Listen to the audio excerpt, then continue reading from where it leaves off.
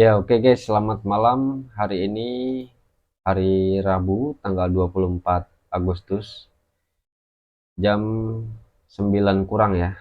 Jam 9 kurang, kita akan membahas saham lagi yaitu MPMX. Ini adalah saham requestan juga ya, dari penonton begitu. Ya, kita langsung aja lihat untuk ikhtisar sahamnya atau profilnya ya. MPMX atau Mitra Pinastika Mustika adalah perusahaan konsumer otomotif yang bergerak di bidang perdagangan, oke, jasa, industri, pengangkutan darat. Iya, perusahaan merupakan gitu. Oke, distribusi retail, ya, sebagai distributor tunggal, oke, kendaraan bermotor roda 2, sepeda motor merek Honda khusus Jawa Timur dan Nusa Tenggara Timur. Ya, berarti ini kayak mirip kayak ini ya, satu bidang kayak ASI ya, Astra begitu ya. Ya, ini didirikan 2 November 1987, berarti ini udah cukup tua juga ya, MPMX ini atau Mitra Pinastika Mustika ini. Ya, secara dari profil berarti nggak jauh berbeda ya. Ini dari Astra begitu, distributor kendaraan seperti itu. Nah, ini kan melalui anak usahanya, dia distributor tunggal kendaraan bermotor. Tapi juga tadi saya baca juga dia ada ininya juga ya, seperti asuransi begitu ya, finansial. Kemudian penjualan suku cadang begitu. Ya kurang lebih begitulah ya. Oke, subsektornya perdagangan ini retail barang konsumen. Oke. IPO-nya 2013 loh, barusan berarti ya IPO-nya. Iya, 4,55 triliun untuk kapitalisasinya, dengan jumlah pemegang saham di masyarakatnya itu ya berarti ini yang lainnya ya. 35%. Ini ada publik, ada juga yang individu yang jumlahnya banyak begitu ya, 35%. Ya cukup liquid sih ya sahamnya ini ya. Udah cukup 30% ke atas itu udah cukup liquid. Edwin, Edwin Suryajaya ini kayaknya saya pernah dengar ini orang ya. Ini juga cukup kompeten sih orangnya ini. Edwin Suryajaya ini. Ini anak perusahaannya. Ya, oke langsung aja. Untuk income-nya itu sebagian besar itu 91,2% itu dari kendaraan bermotor roda 2, roda 4 beserta suku cadangnya. Ya, ini income terbesar ya, berarti di sini ya, di bidang kendaraan atau otomotifnya nih. Gitu. Ya langsung aja ya lihat untuk pergerakan harga sahamnya. Ya sebetulnya dia downtrend nih, ya. Downtrend dari Mei, kemudian sideways lama. Sampai sekarang pun juga masih sideways. Ya, nanti kita lihat aja nih apa penyakitnya. Kok dia bisa sideways nih? Gitu lama banget lagi. Ya, langsung aja lihat di finansialnya untuk laba ya yang dapat diatribusikan ke pemilik induk 161 di kuartal 2 berarti naik ya daripada kuartal 1. Kemudian kita bandingkan dengan kuartal 2 2021 juga naik kayak gitu. Naik ini ya, naik gede malah dari kuartal 2 2021. Tapi kenapa harga sahamnya kok segini-gini aja? Coba kita lihat 5 tahun. Ya oke, sebetulnya masih sideways sih ya. Sideways di sini tapi masih uptrend nih arahnya ya. Uptrend arahnya dari 2021 kayak gitu. Ini kan Covid nih ya, dia melandai. Mungkin karena penjualan sepeda motor juga berkurang ya. Karena daya beli masyarakat waktu Covid kan juga menurun seperti itu. Ya tapi kenapa kok keuangannya bagus, naik begitu ya, ini juga naik. Tapi kenapa kok harga sahamnya nggak naik-naik gitu loh ya? Kenapa? Itu malah cenderung turun nih ya, cenderung turun. Ya, kita harus juga lihat, selain kita lihat ekuitasnya ya, apakah ekuitasnya itu sudah sesuai dengan harga sahamnya sekarang ya?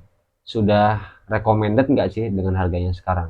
Nah, itu juga harus kita perhatikan. Jangan hanya kita lihat, oh ini ekuitasnya naik gede, tapi harga sahamnya recommended nggak sih? Kayak gitu. Nah, cara untuk mengetahui harga sahamnya itu recommended atau enggak, itu ya dari pairnya gitu loh ya. Ekuitas, kalau ekuitasnya naik gede tapi pairnya itu gede juga ya sebetulnya juga nggak bagus. Kemudian yang kedua dari dividen yield ya. Selain selain apa namanya, laporan keuangannya yang terus bertumbuh, itu momentum untuk harga sahamnya naik. Dividen yield yang gede juga itu adalah momentum biar harga sahamnya itu naik juga gitu loh ya. Jadi itu kita juga harus perhatikan IPS-nya apakah sudah sesuai nanti ya, pairnya juga udah kemalan atau belum, nah gitu ya. Itu jadi nggak cuman ekuitas aja sebetulnya ya, nggak cuman ekuitas naik gede kita tahu nih bertumbuh, tapi kok harga sahamnya begini-begini aja ya, kita harus tahu dulu statistikanya gimana gitu loh. Recommended nggak di harga yang sekarang ya. Langsung aja kita lihat untuk ekuitas sih naik ya, naik gede. Kemudian untuk IPS 35, IPS-nya 35 ini naik sedikit dari kuartal 1 2021, tapi naik gede dari kuartal 2 2022 2021 ya. Ini 2022 yang ini. Ya kita lihat nanti di analisnya berapa IPS-nya untuk memperkirakan dividen yang dia bagikan gitu loh. Momentum dividen itu juga penting ya bagi kenaikan harga saham. Bukan hanya kenaikan sih, penurunan juga bisa ya kalau dividennya itu nggak sesuai dengan ekspektasi begitu. Kemudian untuk pairnya 25 ya, ini sebetulnya udah kemahalan sih 25 ini. Ini juga quarter ya. Nanti kita lihat yang anualisnya. Untuk kuarternya sih udah kemahalan kalau 25. Di harganya sekarang seribuan gitu ya. Kemudian untuk ROE 2 karena ini kuartal 2, 2 kali 2 4. Ya kecil sih ROE-nya ya. ROE-nya kecil. Gitu. Kalau dari segi ROE sih saya nggak recommended sih saham ini sebetulnya ya. Bukannya apa ya, maksudnya ada yang lebih ROE-nya ada yang lebih gede lagi gitu loh. Emiten-emiten lain yang ROE-nya lebih gede, kemudian IPS-nya lebih gede, PER-nya lebih kecil. Juga ada banyak banget di IHSG gitu loh. Ya, daripada untuk masukin ke saham ini begitu, ya mendingan saham lain. Bukan perusahaannya jelek ya, bukan. Tapi memang harga sahamnya memang sudah kemalan kalau segini. Bukan di harga segini gitu loh. Ya, itu sih. Kemudian kita lihat di key statnya. Nah ini untuk per anualisnya 7 sebetulnya juga ya medium lah ya. Kurang dari 10 begitu. Tapi lebih dari 5. Yang bagus itu kurang dari 5 pernya ya untuk anualisnya. Nah kalian jual nanti kalau udah pernya 15 anualisnya. Tuh ya. Kalau enggak 20. Nah itu waktunya kalian jual begitu. Kemudian untuk IPS-nya 112. Nah dari sini kita bisa perkirakan dividennya untuk, nah ini DPR-nya nih 195%, edan banget sih ini ya. Ini hampir 200% atau hampir 2 kali lipat dari IPS-nya gitu loh ya. Ya ini sebetulnya eh gini ya guys. Jadi emiten yang bagi dividen kecil ya, misalnya di bawah 20%, 30%, itu menurut saya juga nggak recommended. Tapi emiten yang bagiin dividen ya sebesar DPR-nya itu 100% lebih ya, itu juga nggak recommended juga sih kalau menurut saya. Ini bisa jadi dia jual aset ini begini, DPR-nya gede banget begini ya. Dan dampaknya apa, yang nggak melakukan ekspansi nanti. Saya juga nggak anti juga sih kalau suatu perusahaan atau emiten itu tidak uh, apa ya, nggak sampai, jangan sampai nggak melakukan ekspansi gitu loh ya. Kalau saya sih 50-50 itu udah bahagia banget, udah senang gitu loh ya. Setidaknya masih ada dana untuk dia bisa melakukan ekspansi kayak gitu ya. Gede-gede 80 lah gitu, 80% kayak gitu ya, sisanya untuk ekspansi. Tapi kalau begini saya juga nggak setuju sih kalau dia bagian dividen gede banget begini ya. Nah itu ya, jadi dia nggak ada modal untuk melakukan ekspansi juga gitu loh kalau dividennya gede begini DPR-nya begitu ya. Itu ini dari DPR ya. IPS-nya segini, mana tadi 112, coba kalau di RTI dia historinya berapa persen ya, saya cek dulu ya guys untuk histori dividen dari MPMX ini. MPMX, saya lagi lihat RTI Vista. Oh, dan 2020 itu 425%, 2019 itu 92%. Ya, sebetulnya gimana ya? Ya kalau kalian ngejar dividennya sih nggak masalah sebetulnya ya. Ngejar dividennya nggak masalah. Dia rutin nggak nih bagian dividen? Rutin ya 2019, 2020, 2021 gitu. Ya, tapi dampaknya apa? Dampaknya tadi IPS-nya naiknya sedikit-sedikit karena sebagian besar IPS-nya dibagikan ke dalam bentuk dividen gitu loh. Ya. Dampaknya apa lagi? Dampaknya harga sahamnya segini-segini aja kalau IPS-nya tidak bertumbuh. Begitu loh. Jadi sebetulnya DPR itu juga nggak baik juga kalau itu over over banget gitu, overdosis lah ya bagiinnya begitu.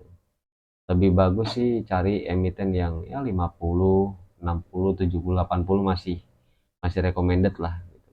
Tapi kalau udah 100 persenan begini hampir 200% sih ya sebetulnya saya nggak recommended. Tapi kalau ngejar dividennya ya selagi dia bagiin dividen rutin ya nggak masalah, ya nggak masalah juga ya. Tapi nanti dividennya ya segitu-gitu aja ya karena IPS-nya juga naiknya kecil-kecil, bahkan bisa jadi juga nanti berkurang gitu loh ya IPS-nya gitu loh ya. Itu sih kalau menurut saya dari segi fundamental ya, terkhususnya di bagian dividen gitu. Tadi untuk IPS sih bagus ya, IPS-nya bagus, naik gede, nggak naik gede juga ya, IPS-nya sedikit, ekuitasnya juga naik tapi kecil begitu. Nah itu dampak dari apa? Dampak dari dia lakukan pembagian dividen dengan DPR yang gede banget. Itu. Kemudian dari segi teknikal, hari ini dia tadi hijau apa mana tadi? Hijau ya kalau nggak salah. Kita lihat aja. Oh merah ya, 1020. Oke,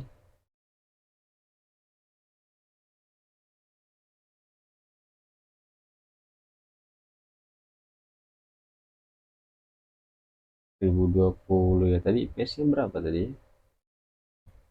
Ratusan ya kalau nggak salah. Iya,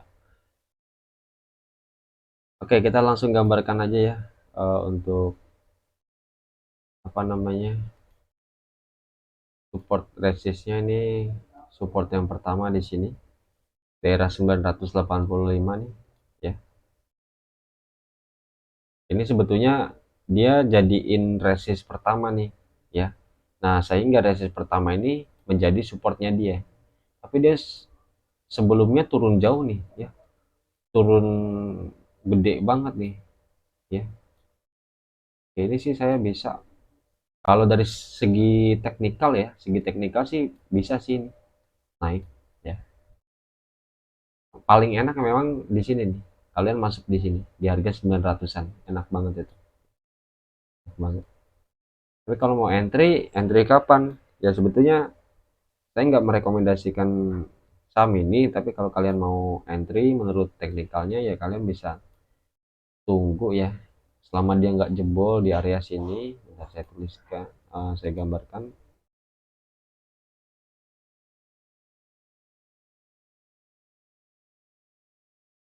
Nah ini, selama dia nggak jebol dari sini nih, 1000 lah ya, selama dia nggak jebol ke 1000 ke bawah begitu ya dia masih cenderung uptrend sih, masih cenderung uptrend, nggak masalah sih ya. Itu dari segi teknikal.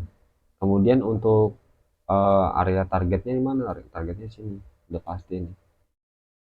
Nah ini kalau dia bisa terus bertahan melewati harga ini besok ya 2000, 1030 begitu, 1040 lah segini ya, 1040 ya dia ke 1060-an ke sini. Ini kan turun parah nih kemarin ya. Biasanya kalau udah saham turun parah begini banyak yang akumulasi guys gitu. dari segi fundamental. Coba kita lihat dari, oh ya, akumulasi ya, udah mulai akumulasi nih ya, karena dia udah turun parah nih kemarin. Bagi kalian yang mau trading atau scalpingan, bisa sih di saham ini sebetulnya, MPMX ini kayak gitu. Ini masih uptrend kok ya.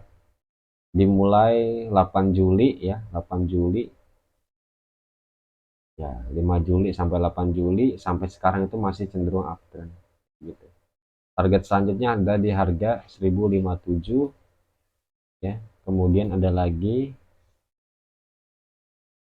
di sini ya, 1083, kemudian ya di sini ya, berarti di sini 1185 ya.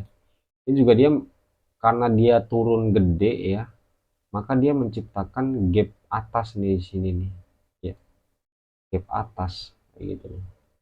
Ya, cepat atau lambat sih ini bakal tertutup ya, selama fundamentalnya itu mendukung. Ya sejauh ini sih fundamentalnya tadi naik ya, naik tapi tidak terlalu signifikan naiknya begitu.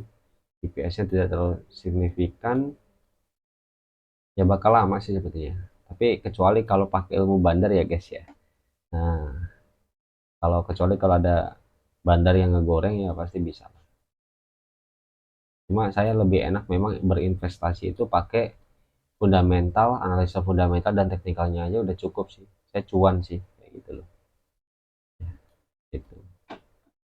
Nah, saya pun juga sebetulnya nggak suka tradingan, bukan nggak suka ya guys ya, tapi nggak ada waktu aja gitu ya. Di sisi lain saya bekerja, terus memantau saham itu sulit sekali rasanya ya gitu. Bagi kalian yang mau, yang punya waktu luang, mungkin tradingan atau scalpingan, bisa di saham ini. Oke, mungkin itu aja guys untuk hari ini. Sampai jumpa di lain waktu. See you semua, bye.